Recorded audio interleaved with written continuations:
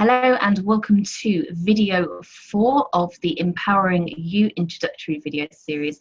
My name is Emmeline, and in this video we are going to be focusing on your target market, your target audience, or your tribe. So your target market are the people that you are going to be engaging with, making friends with, prospecting and making sales with. They are the group of people that are going to benefit from the solutions that your brand provides. Okay, so if you're in a weight loss business, for example, you're going to be looking for people that lose weight. That is it at its basic form. So the group of people who you are targeting with your content, with your prospecting, and the people that are going to allow you to create an income in your business. Now, this is super important to get right. Okay, if you are targeting your content at the wrong group of people, you're going to struggle. Okay, because they are not going to benefit from the value it is that you work so hard to offer them. You need to be targeting the correct people, and this video is going to enable you to start thinking more about your target market, to start formulating it, and to start directing your content more efficiently to the correct people that really will benefit from what it is that you have to offer. So I'm going to share my screen just briefly and take you through a mini presentation. There we go. So your target audience. So why is it important to truly know who your target market, who your target audience, is?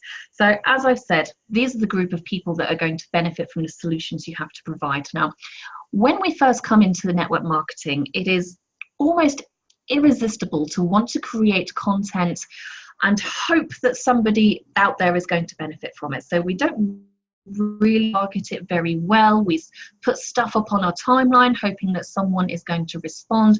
We friend request like it's going out of fashion, and actually, the reason that we do that is because we're guided by what the big companies do. And if we have no experience of business and marketing, generally that's a kind of pattern that we do. And I went through the same thing when I first started in online marketing. But the important thing you need to realize is that we are not Nike or Coca-Cola, Adidas, or a car company or something massive. We are a small, really congruent and careful when we are targeting our audience. Okay, it's important to know exactly who they are so we know who to speak to. We're not wasting our time. Yeah, because when you are sort of fishing and hoping that something's going to catch onto the hook, but we're not putting anything we know onto the, that we know the fish like onto the hook, you could be there all day just fishing, or the whole spaghetti scenario where you splat some spaghetti on the wall and hope that some of it sticks. Yeah, it is a big time wasting activity when you don't actively work on your target market. And as I say here, if you talk to everyone, you're talking to no one. Okay, it is a big waste of your time. Big companies can get away with it because they have the massive advertising budget to do it. They spend millions on marketing every single year. They pay advertisers millions of dollars, pounds, whatever, to come up with perfecting advertising slogan, and we don't have that luxury. Okay, so we need to get really short and sharp with who exactly our target audience is. We need to know exactly who we're targeting, exactly who will benefit from the solution it is we have to provide, and also we need to know exactly where they're hanging out, right? So we can go to those places and start fishing efficiently for our target market. Okay, and as I said, it's about getting the right message in front of the right people at the right time. Okay, and we're going to go through that in a second. So this is all about you developing a really deep understanding for your target market and actually really growing an appreciation and gratitude towards them. Yeah, because these are the people, as I said, that are going to allow us to create an income in what it is that we do.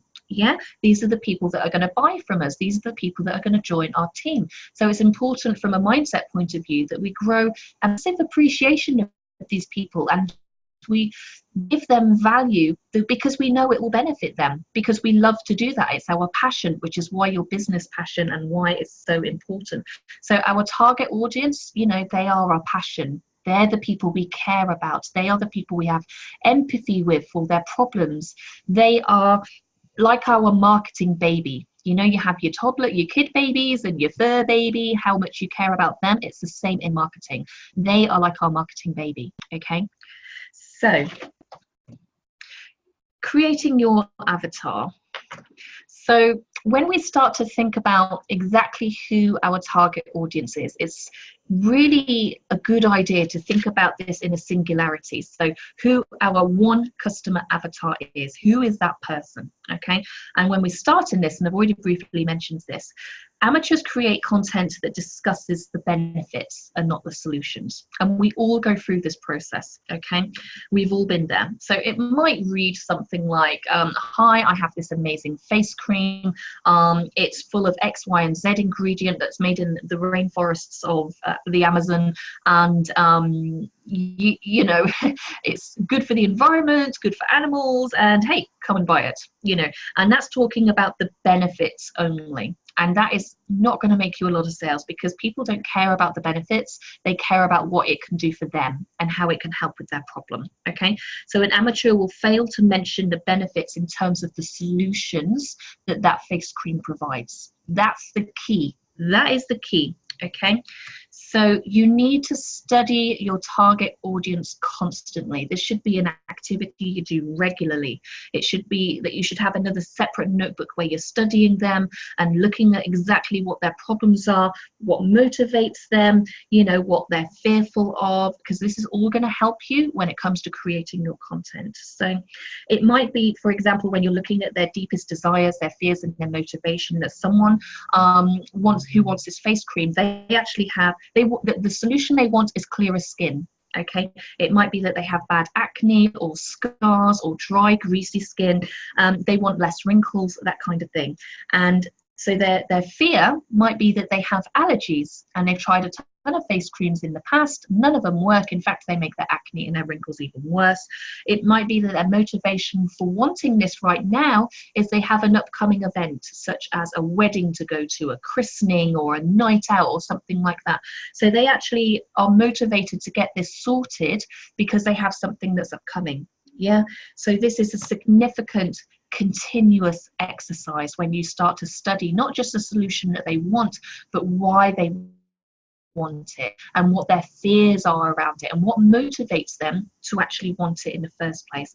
And as your business grows, you'll start to learn more and more about your ideal customer, and you'll really start to format your content towards that avatar, towards that person. Okay, so when you're thinking about creating your avatar and who that is pertinent to your branding, excuse me, there are some things that you want to list out. Yeah, so set aside an afternoon to really figure out who your ideal customer is, who your ideal team member is. And sometimes you will have, you know, a slightly different avatar for each one, but they're going to be more or less the same, because you're going to want someone that is passionate about the products and the company that you're in. Yeah, going to be looking to build your customers first. Yeah, so building a long list of customers is always the direction you want to go first, not the team. Okay, so when you're thinking about your avatar, are they male? Are they female? So if you're in a cosmetics niche that does no products for men, then this is going to be very important for you. So you're going to be directing your content towards females, not males. Okay, how old are they? What is the age of the person that is going to benefit from what it is you have to provide? So for me, for example, my target market are women that are aged around about 25 to about 50. Okay, now that's not to say that I don't help anyone outside of those ranges, but that is where I'm focusing my marketing. So it might be that they are family people. So do they have kids? Are they people that have responsibilities? Let's move this out of the way. There we go. Is it people that have responsibilities? Do they have children that keep them up at night? Are they busy working mums that work as well as having a family? All of this is important. Come on, computer.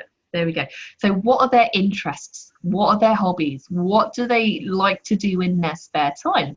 Again, this is really important because you have to know where these guys hang out. So if they are in particular Facebook groups, then what type of groups are you going to go to? And how do they, what is valuable to them? Yeah, how do they value certain things in their life? If you're looking for new team members, this is going to be super duper important. So if they don't put a lot of value on studying, on motivating themselves, if they don't put a lot of value on watching videos and that kind of thing, then in terms of your building your team, that is certainly a very important one. But equally for customers, really important to figure out as well. Now I'm going to come on to pain points in a bit of detail in a moment, but pain points are really important. So what are their pain points? Let's think back to the example a couple of minutes ago. Their pain points are that they have this horrendous acne, that they have wrinkles because of it, that they have dry skin, they've tried other products, they have a lot of allergies, they have an upcoming wedding, they're stressed, they're motivated to get better for it, but their pain points are really important, and I'll come on to that in just a moment. Okay, so do they have a religion? It might be that you're looking to work with people that have a particular religion. It might not be, and if that's not the case, then that's absolutely fine. Again, do they have responsibilities? Now, it might be that they don't have children, but they have elderly parents, and they spend a lot of their time looking out for their elderly parents or caring for them. It might be that they have a corporate job, which of course is a monumental responsibility. It might be that they don't have the time to try your range of products because they're busy at work all the time. And what is their fear of failure? So if they don't manage to get the solution that you have to provide, if they would never come across it, then who are they failing? Are they failing themselves? Are they failing their kids? Are they failing the bride-to-be because they didn't want to come to the wedding because they didn't get their face sorted out on time? Really important to figure out. And equally, what are their desires? What do they want to change? So if you think about a lady or a man that is looking to lose weight, are their desires just to lose weight, or are they looking for more hydrated skin? Are they looking for more energy? Are they looking, do they desire to fit into the swimsuit because they're going on summer holiday soon? Do they desire to still have the ability to eat in terms of the amount, but to still lose weight? I know that's a big one for me because I hate eating less food. I like my food. What are their attitudes? Are they problem aware? And this is a really important factor of your target market, because it might be that you think that person needs to lose weight, but what is their attitude towards their own weight? I have friends that are a little bit higher BMI than normal, but actually they're very friendly and bubbly and they have a beautiful life, they have wonderful children. They might not want to lose weight, they're happy. And if people don't recognize that they have a problem you can solve, then you can't help them. Okay. And where are they? Where are they hanging out? Where are we going to find these people? And I will come on to that in a bit more detail in just a second. So take some time to go through that previous slide. Write this down. It is always a good idea for you to actually name your avatar. Yeah, who is it that you're trying to help? Now, when I did this exercise many moons ago with a coach of mine, I named my avatar April. So whenever I am thinking about my content and the solutions I'm trying to provide, I think about April and April's story. Yeah, so name your avatar. Have a person in your head for every time you are prospecting and creating content, and think about their pain points. This is super important. Now, an exercise I would highly recommend that you do is to get a sheet of paper, get a pen, and to sit and write down every single pain point you can think of that your avatar has. Okay, so if you're in a skin range company, think about every single pain point that your skincare range can solve. Yeah, and extend that. Don't just think about what the products can solve, but what you can solve. So if you, for example, take people through a journey of trialing the skincare, but you're also suggesting that they drink more water in their diet, or they wash their face a certain way, or they use certain cloths at different temperatures, or they do it at a certain frequency each day, or they do it at a particular time of the day. It's about the customer journey, not just the products. And this is really what's going to raise your game when you're in marketing, is not just the products, but the journey you take them through as well. That is going to make a customer that comes back and comes back and comes back. not just doing a transaction and then forgetting about them. Okay, so in terms of the actual journey, what are their pain points? So could it be that they are busy work mums and they don't have the time to drink the amount of water you suggest they drink? So that's a pain point. Yeah, how are you going to solve them? It could be that you're suggesting to someone that they exercise for X, Y, and Z amount of times a day to complement the weight loss products that you create.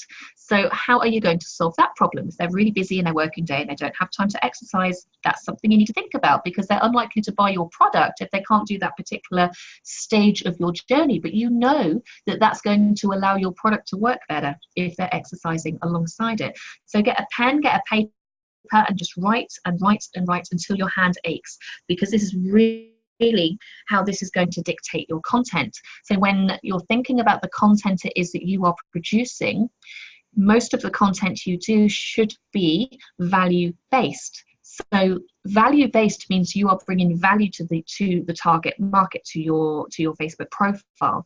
So if you have written down somewhere that someone might not have enough time to exercise, then you could do a Facebook Live on 5-minute exercise regimes, or how people can get up 20 minutes earlier to squeeze a bit of exercise in. You are solving a problem of your target market. Okay, and if you have a list of 10 pain points, and then a few weeks later when you've done a bit more studying you might have 20 and then 30 and then etc., this is going to really create you as a name on Facebook. Okay, as it's going to allow you to have more authority, to show that you care and are passionate about what you are doing. It is super, super important. Okay, so what are their pain points? List them out. And finally, where to find this target audience. So once you have created your perfect avatar, as part of your daily method of operation, you are going to want to be adding to your Facebook list. You're going to be wanting to build your audience. And where are you going to find these guys? Well, if you are working on Facebook, then Facebook is a great place to start. So my favorite are Facebook groups. So you want to be going into Facebook groups that are relevant to your branding. Okay, so for me, I go into a lot of Facebook groups that are related to network marketing, of course, online marketing, branding specialists, attraction marketing groups. Of course, you have to be very careful if that is a similar brand to yourself, that you're not going into the spammy groups where people just care about putting up any old rubbish about making huge amounts of money overnight. But places where people are highly engaging. So it's a busy group. Okay, so go into the Facebook groups that are pertinent or relevant to your branding. So if you're in cosmetics, makeup groups, skincare groups, women's groups, you know, you kind of get the idea. And another really good way to use Facebook groups is to actually go into the Facebook groups of things that you are genuinely interested in. Yeah. So it might be, for example, that you go into horse riding groups or cooking groups or something like that. So whilst that isn't directly related to your branding, it enables you to still build relationships in a place where you probably would spend a bit of time anyway, because it's something that you're interested in. Therefore, it's not hard work, yeah, because we're looking to work smarter and not harder, right?